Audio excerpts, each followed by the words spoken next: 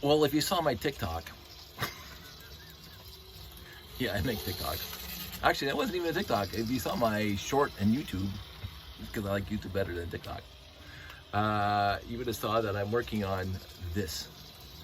And this isn't at all even close to a finished product. And that light keeps on going off because it's a central light. So every time the flashy lights go underneath it, it turns it off. Brilliant plan, well executed. I'm gonna make a t-shirt, by the way. It's gonna be BPWE. Brilliant plan, well executed, which seems to be the status quo for all the things that I see in the world right now. Because it is, yes, facetious and sarcastic and very, very much irony because I keep on looking around and I just keep on shaking my head. I'm at that point in my life now as an old fogey who gets carded for senior discount some places, that I just shake my head and I keep walking. Sometimes I don't keep walking. Sometimes I actually will step in and try to make changes, affect changes, as it were. But brilliant plan, well executed. So this is not remotely a finished product, and I have no idea if I'm going to take it to any kind of finished product. This is, when it comes around again, I'm going to stop it. Then it's going to turn on the light again. It didn't this time.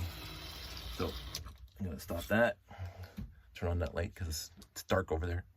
So this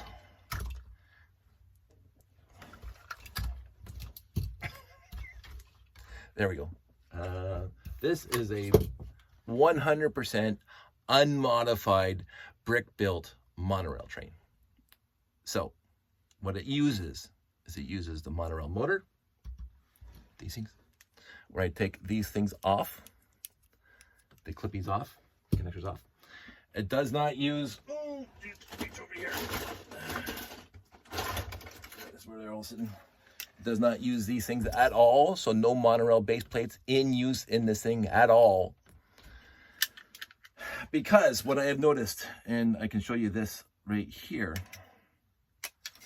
after many, many decades, going back to 1997, of me using monorail, this little tiny pip on the ends here wear out, and then these things, if I get this thing, these things do not connect and they fall off because the little pips just completely, because of all the wear and tear. I mean, this thing, I've been running monorail at various shows, usually 4 or 5, now it's down to 3, a year for a weekend, since 2005, 2006, and they wear out. These things wear out. It doesn't seem to be these things wearing out, by the way. These things don't seem to be wearing out at all. The little holders inside, the little voids inside that where these things connect into, don't seem to be wearing out. It's these, okay, this is going, it's these pips that wear out, these little dots, these little whatever. And then the train will go around a curve and fall apart, and fall onto my layout and make a mess, and I have to go fix it. So for generations, well, a couple of years, I've been trying to pontificating, ruminating on how to come up with a plan, because like this was one of my other plans, is that because I wanted to make my own brick-built monorail cars to connect to monorail motors. So I cut off. See, I should be better prepared.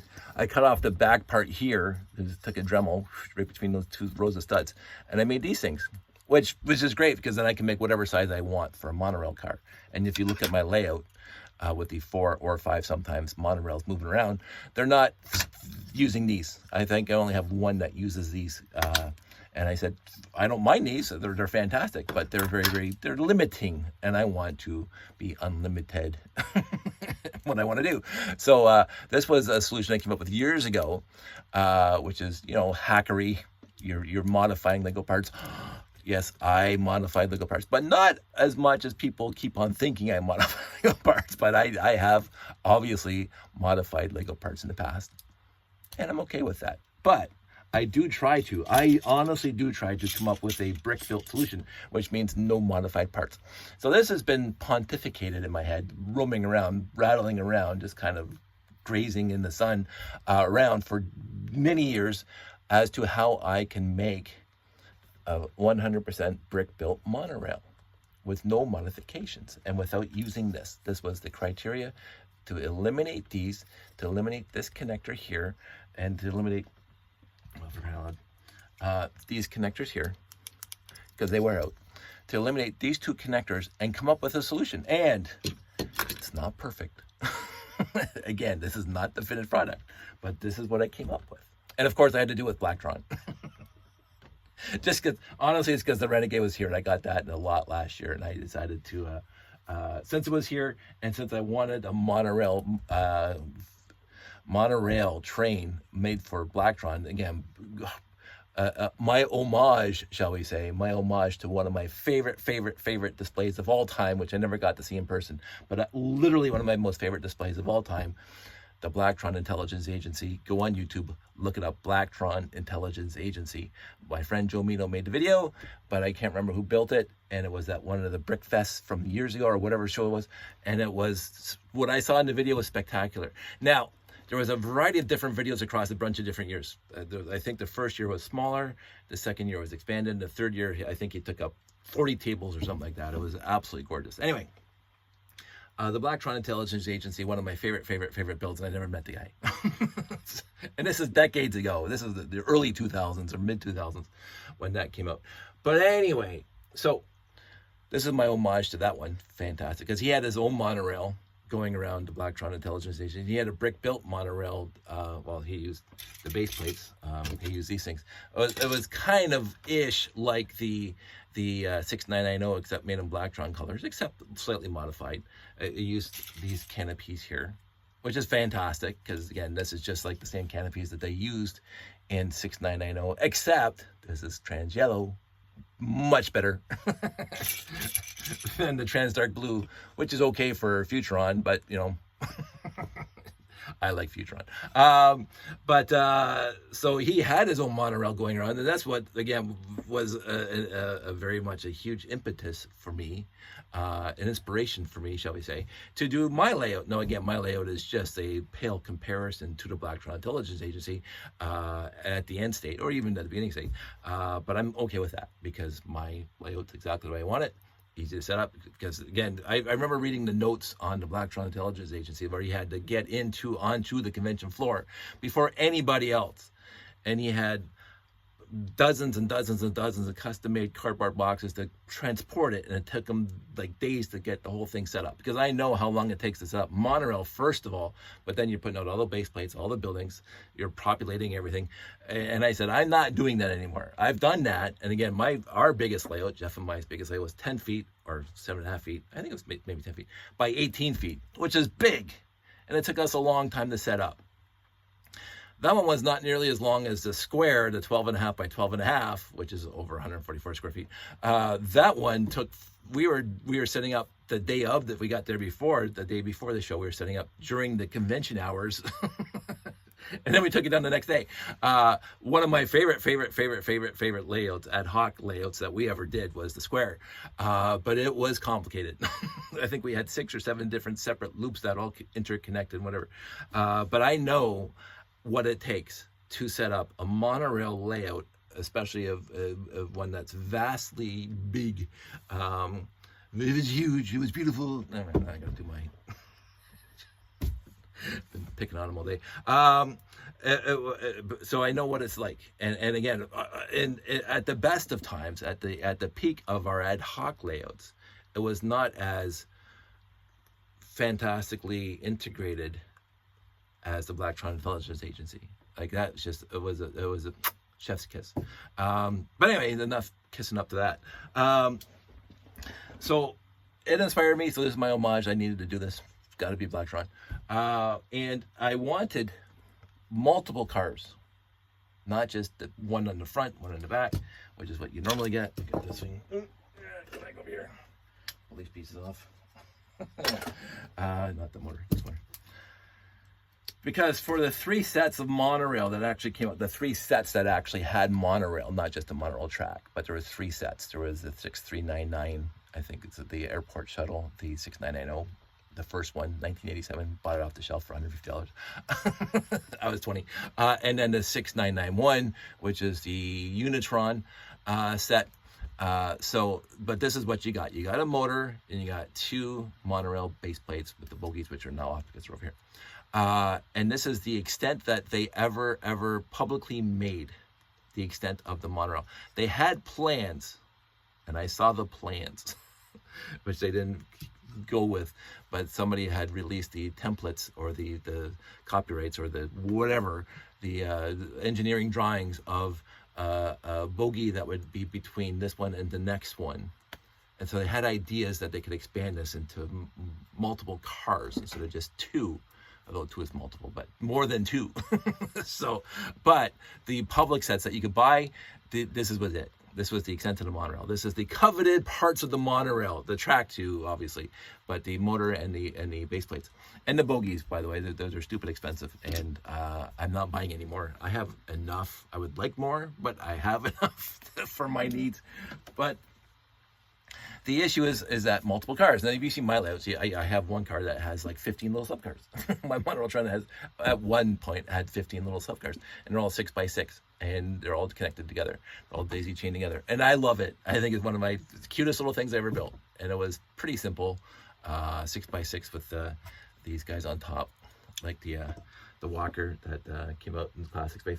But even then, you still had to connect those cars to the motor at some point, and which is why I came up with these pieces, because at some point, even if you have multiple cars on connected together using the ball and socket, I should have been prepared, the ball and socket connector, which is what I used for the most part.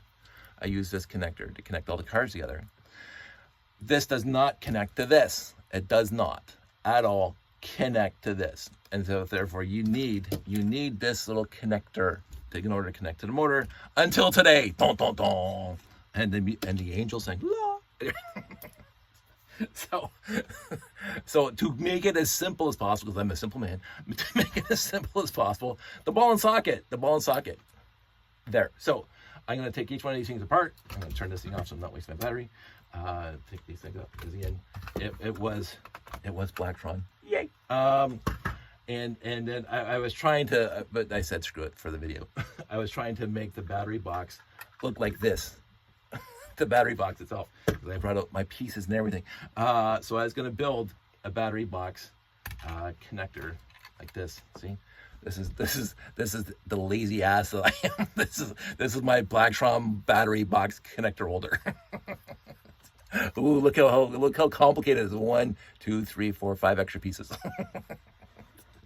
Oh, sorry, this is 2. There's 6 extra pieces. Ooh, I put effort. There's no effort I'm not willing to go to for you guys. So, but again, this thing will work-ish with Blacktron. Look at that. Look at that. It's Blacktron compatible. So anyway, I was trying to come up with the consistent things. I'm going to take this whole thing apart. So these are individual cars that connect. Again, this is just for so I can connect a Blacktron. You don't need to do this part on top at all. And then the motor. We'll start with the motor. I'm going to take off.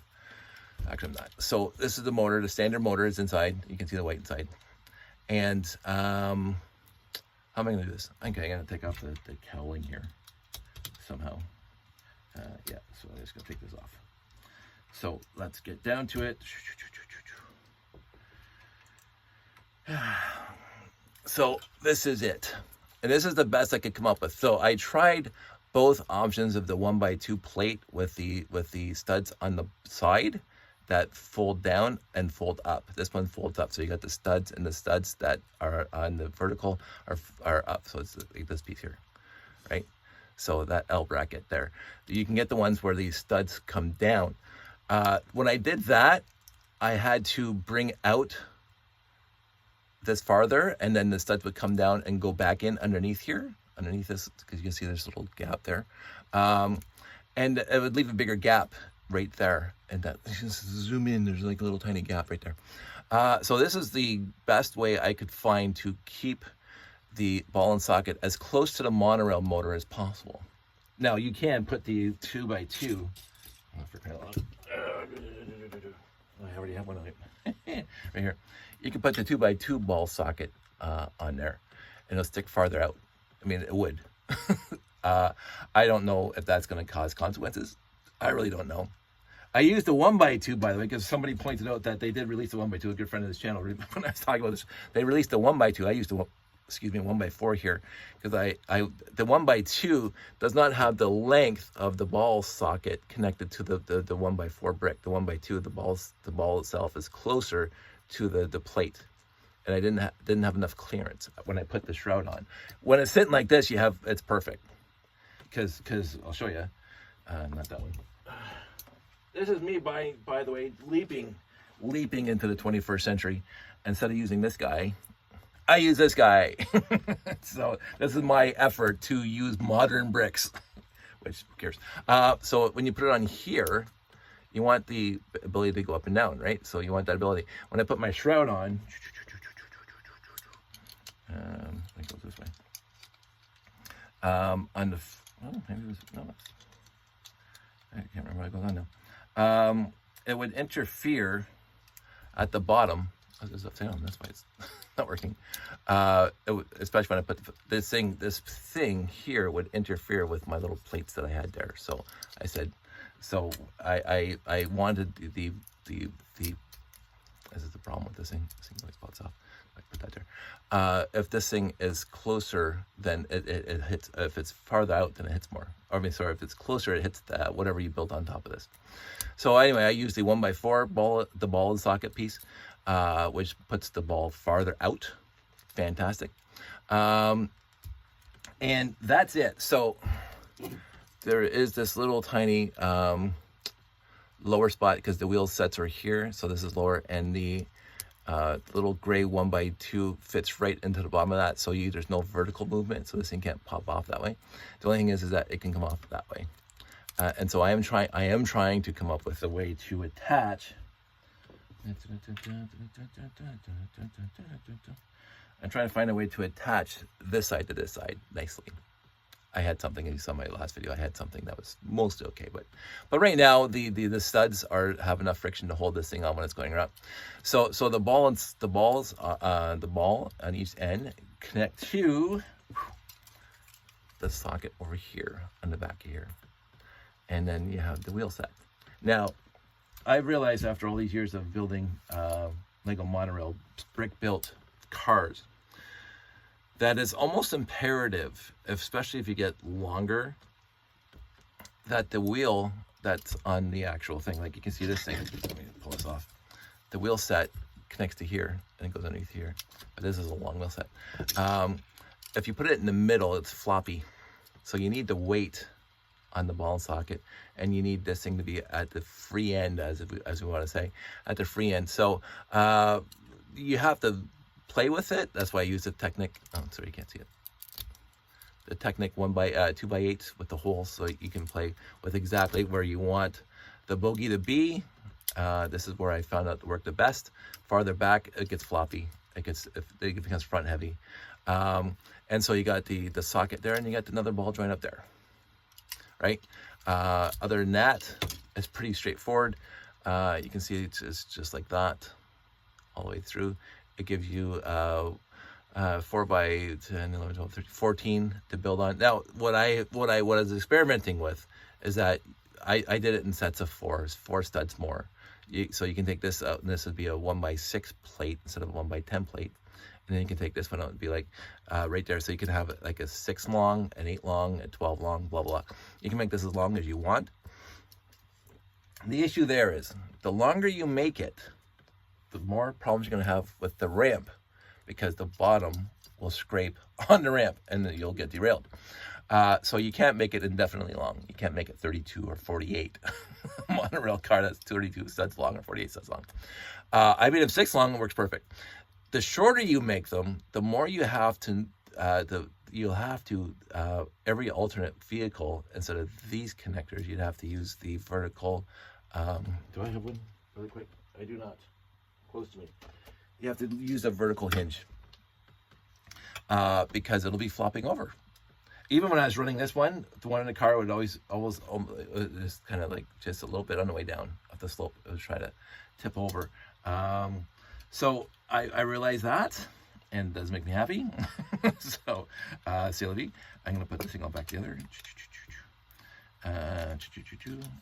So again, all brick built, non-modified at all. Yeah, and so all three monorail vehicle bases, monorail train bases, are identical. You can make them various sizes. I made them this size just because I wanted to. Where is my guy? There he is. Because the Blacktron part. So when you put it on here and you put this on here, you can put them. You can mix and match. You can put. I haven't tried this yet. I'll put all three on the front. I'm gonna turn this thing around.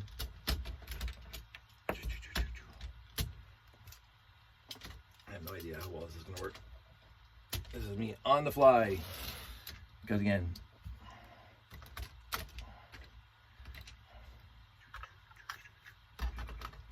that's not gonna even fit there. That sucks. This is not gonna fit on there. So that means I'd have to build the actual base longer. There, it's right down back on.